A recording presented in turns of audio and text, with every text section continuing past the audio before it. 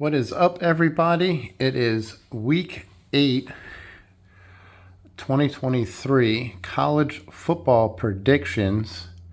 And last week, my birthday week, because my birthday was on Saturday, October 14th, it was a really good week. And I was nervous about this week, but we went 4-1, did really well. Miami was the only one that let us down, and old Coach Mack Brown, he still got it. Looking great and everything else. That was our only loss. We won everything else. I even had a parlay where I had all these teams, and I picked Oregon plus 3.5, and that was the only one I was sweating about, and I won that by half a point. So finally, a half a point worked out in No 7's favor. So I was really, really happy about that. Collected a nice little payout on it. And let's go over Week 7 notes. So Texas A&M lost again to Tennessee. They played a great game, but just could not pull it out at the end. So at what point in time do you realize that you just need to go ahead and fire the salesman who gave you that monster contract because, oh man, LSU was going to hire me away? And there was good possibilities, but I'm glad somebody talked some sense in LSU and didn't hire this salesman named Jimbo Fisher. They've been trying to get a hold of him back when he was with Florida State, before even Orgeron was the head coach. They were trying to get Jimbo Fisher. And really, Jimbo Fisher hasn't won a single game that was high profile since the Alabama game in 2021. And that was really pretty much the last time. They're on track to not even making the bowl season. So it's going to be really interesting to see what happens. And I mean, at what point in time do you realize that this $100 million man is not worth $100 million? I've been talking about firing this person. I think ever since I've been doing my sports videos that he was overrated, definitely by 2021. Next up, Colorado fourth quarter meltdown. What in the world happened to Colorado? I left that game. We were up, 28-29 to nothing on Friday night. And I went out to my local bar and I went drinking, thinking that, I won that game. I had the money line. I was not worried about anything, just turned it off. Come back home, lost to double overtime. What happened? Oh my God. Now there's talks of decommitments, players wanting to hit the transfer portal. It sounds like Colorado is in self-destruct mode, and they're on track not to make a bowl game and to go to bowl season either. So it's going to be really interesting to see how that goes. Next up, Oregon last second missed field goal. Man, that was so close. That was such a great game, with Dan Lanning, the head coach over at Oregon. You got to hand it to him. He played a really good game. I really enjoyed watching both of the quarterbacks, both Heisman potential. Just a really great game. And like I said, we were going to be the winners of that outcome because of how great it was. So let's go ahead and move on. So right now we are 22 wins, 17 losses. I don't know if we're going to get back to here where it's 47 wins and 29 losses, but this is starting to look promising. So we need more of these to get more of these up here. But yeah, now we're starting to get on that cruise where we want to, where we're really starting to hammer it out. So let's hopefully we can keep on winning in October. If we can win this next week, guys, we have won the month of October. So that would be amazing. And I got a whole bunch of games, so hopefully No 7's is not going to be stepping on his toes. So let's go ahead, get into week 8, the first one, Texas at Houston. It's at a 3 p.m. game, and my marker is fading out a little bit, so I apologize. So Texas is minus 23.5. It's pretty much as simple as this. You can play this either way. You can take Texas minus 23.5, or you can take Texas money line. But the way I'm looking at this is that Texas cannot lose any more games. They have to win, and they have to win in dominant fashion to be considered for a New Year's Six game. And that is also, they're riding on the coattails of Oklahoma, who has not lost, who beat Texas. And so they're hoping that Oklahoma has some kind of trip up and that Texas has all these impressive wins. Well, it starts on the road this week against Houston. Houston is a really good team, and they really need to blow out Houston. There cannot be any question or any doubt that Texas deserves to be still in the talks in the rankings of maybe a college playoff game, definitely a New Year's Six game. So they need to win every single game and hope Oklahoma trips up somewhere. And I know they have the conference game coming up and everything else, but they need to win every single game from here on out with dominant fashion. So, and Quentin Ewers, the quarterback for Texas, really needs to start slinging the ball, and hopefully they can do that. I'm going to go ahead. I'm going to be a little risky on this. I'm going to take a little bit of a gamble, and I'm going to take Texas minus 23.5 and see how things go from there. Okay, so like I said, we can always take the money line on this. So that's Texas minus 23.5. Next up is Washington minus 26.5 against Arizona, and this is at a 9:30 p.m. All my times are, like I said, guys, Central Standard Time. Washington had a really good win. This could be a little bit of a trap game for them because, man, they won. That was a very physical game, a very emotional game. First time for a lot of those players to be on national TV like that. So this is really going to test their mettle. And this is going to be just like the Texas game. If you want to fade this game, you can. Or you can take the Washington money line with no problem. But Arizona is kind of rebuilding themselves. And Washington's got a very high-power offense. Their quarterback, I just lost his name in my head. I can't think of his name right now. But the quarterback is on track for the Heisman. So he needs to keep on producing at a Heisman level. And their defense is really dominant also. So, and I like Washington. I'm going to, just like Texas, I'm going to go out on a limb. I'm going to take Washington minus 26.5. And that's Washington. Oh, Washington is playing at home against Arizona. I forgot to put, I wrote it backwards. I meant to put Arizona at Washington. So Washington is playing at home. And guys, we all know how Washington plays at home. I mean, they will rack up some serious points before halftime. So, yeah, let's take Washington minus 26.5. And like I said, if you don't like the point spread, go ahead and fade it and take Washington money line. I think it's 10,000 or something like that odds. But, it's pretty much a guaranteed winner. Either way, you can go from there. And like I said, you can either fade it. But let's go ahead and lock it in. Washington minus 26.5. Okay, so we got that one locked in. Next up is LSU versus Army, or Army at LSU. And if you guys watched last week, LSU played Auburn. And, man, I haven't seen a beatdown like that LSU gave Auburn in a very, very long time. Normally, the LSU-Auburn game, it's just like the Arkansas game. It is very, very close. I mean, you can go back and you can look at some of those old games, and I mean, it was decided by the last point of or the last minute of the game with only a point deciding between a loss and a win. But this time LSU is minus 30.5. They're playing against Army. Army is doing all right. I think they're pretty much at about a 500 level right now as far as win-losses go. There's really not a lot to talk about.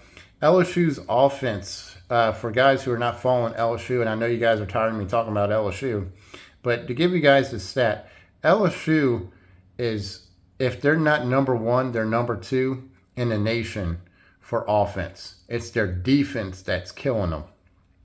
if their defense was in the top 10 or even in the top 20 in the nation, this team would be undefeated. And they're putting up an average of anywhere from 500 to 700 of total offensive yards per game.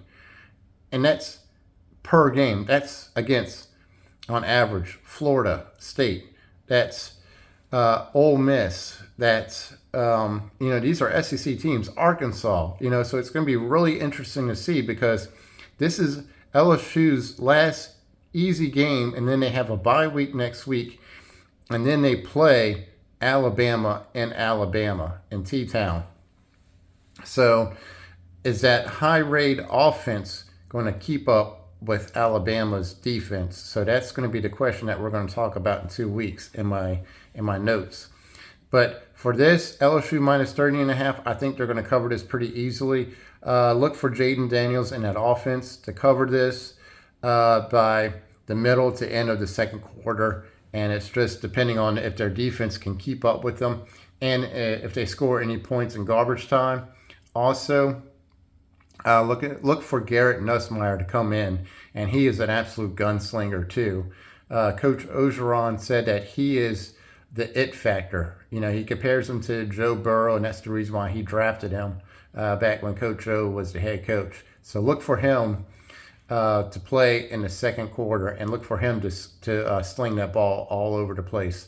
So let's go ahead and take LSU minus 30.5. All right, so LSU minus 30.5. Next up, all right, it's little brother versus big brother. And man, these two teams cannot hate each other anymore. It's the Paul Bunyan Trophy. And if you guys ever been to Michigan, you'll understand the rival, and you'll understand the passion behind Michigan State and Michigan. It's a really great atmosphere up in Michigan during the summertime. I did not recommend going to that state during the wintertime. But gorgeous state. I can't get over how flat Michigan is, being that far north. At least the part that I drove through, it was really flat. But anyway, we're not here for geography. We're here to pick out the game No. 7. So let's get on with it.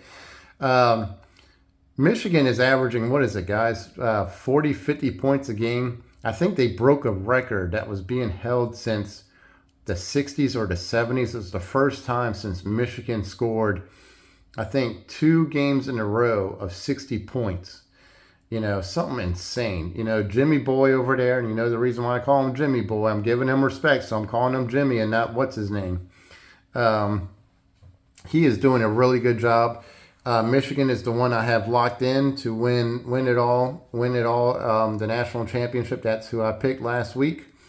I went ahead and locked in my pick last week too for that.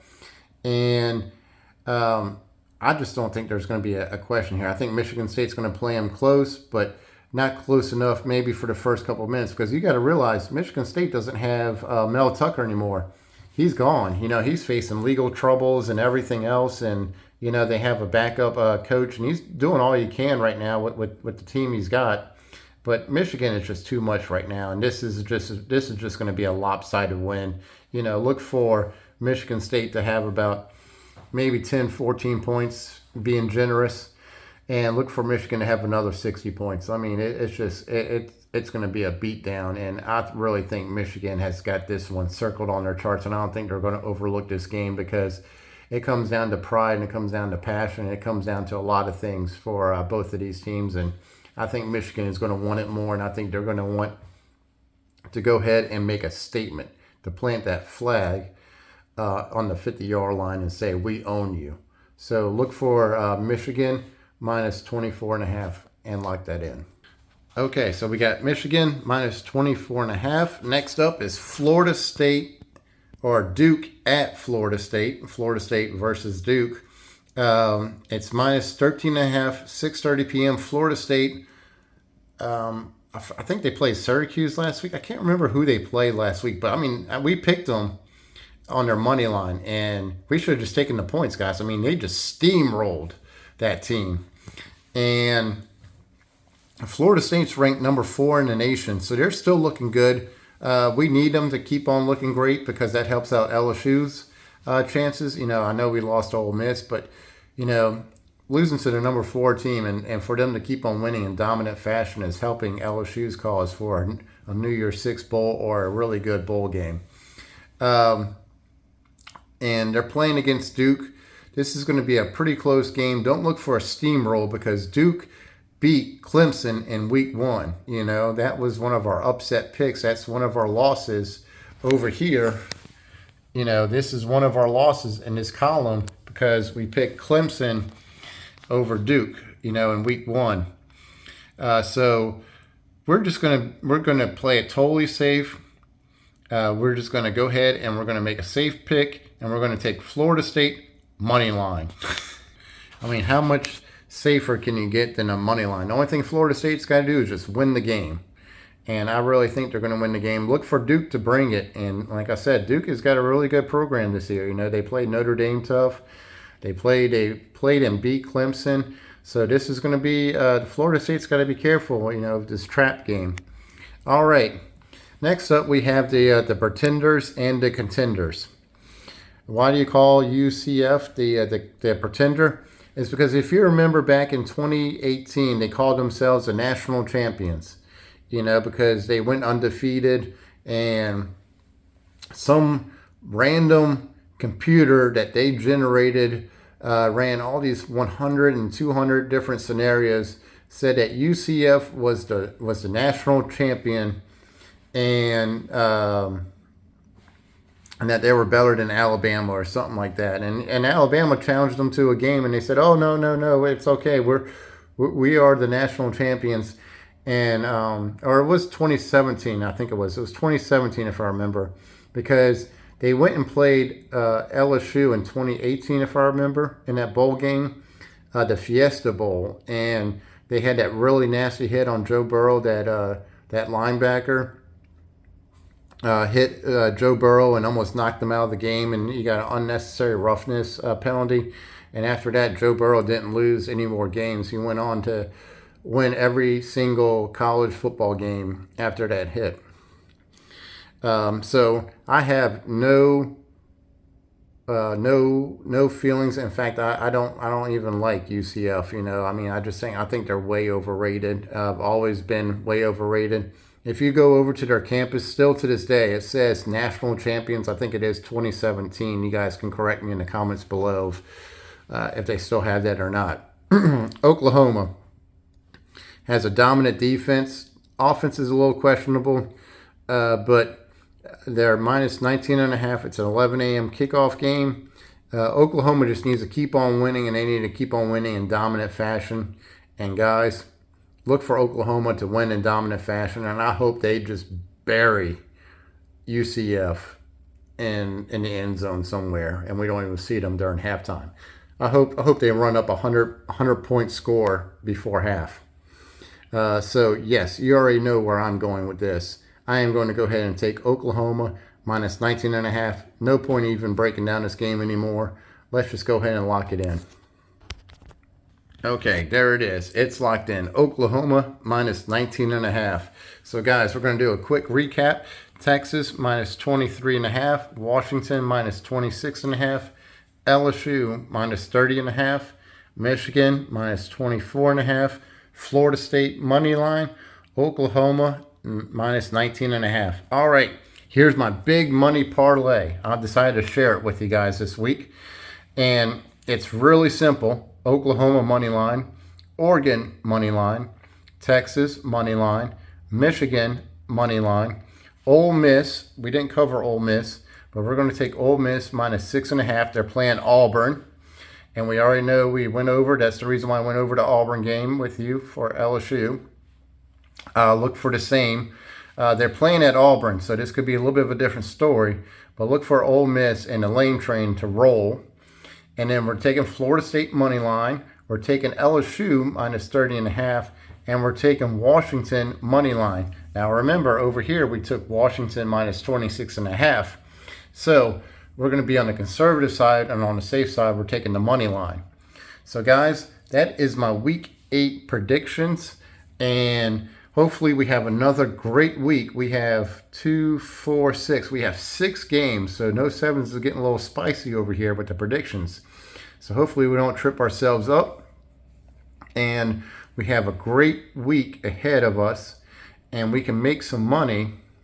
And we can beat October and win another month. And then that way we are on the winning side no matter what happens for another winning season. So let's do it. Let's have fun. Remember, gamble responsible. Hopefully you guys are making money with me this season. And no sevens is going to go ahead and catch you on week 9. And like I said, guys, have fun out there. Be safe. Gamble responsible.